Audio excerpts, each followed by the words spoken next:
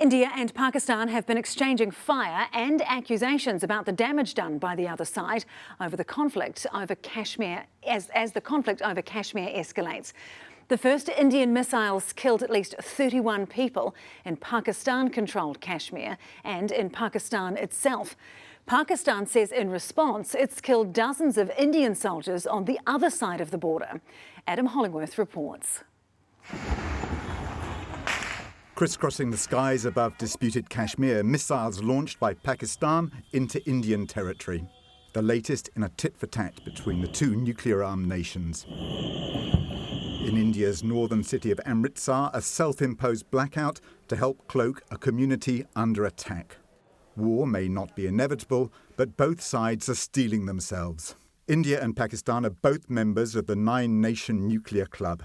India developed its nuclear program in secret throughout the 60s, culminating in its first nuclear test in 1974, codenamed Smiling Buddha. It now has an estimated 180 nuclear warheads. Pakistan arrived later at the nuclear table, but by 1998, it too had carried out 5 underground tests, codenamed Chagai-1. Pakistan now has 170 nuclear warheads. Hundreds of the world's deadliest weapons pointing at each other across a narrow line of control. There'd be no winners.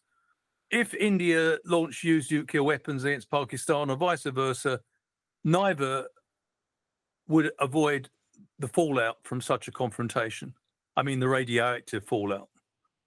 So they'd be harming their own populations by getting into a nuclear conflict. At least the US Vice President doesn't believe this will end up going nuclear. India has its gripes with Pakistan. Pakistan has responded to India. What we can do is try to encourage these folks to de-escalate a little bit, but we're not going to get involved in the middle of war that's fundamentally none of our business. Whatever happens, civilians will be caught in the crossfire and already are. I have nothing left, says this woman, only the clothes I am standing in. Here in Indian-controlled Kashmir, exchanges across the contested border killed 7 and injured dozens more.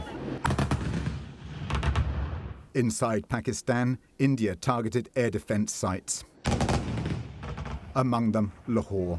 The rhetoric is escalating on either side over the smallest of perceived victories. India has undertaken yet another blatant military act of aggression. Indian response has been in the same domain with the same intensity as Pakistan.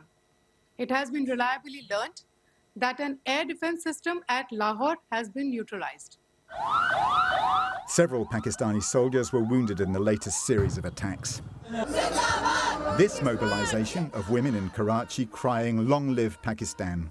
But for now, the world hopes that it's just words, not nuclear missiles being fired off in anger.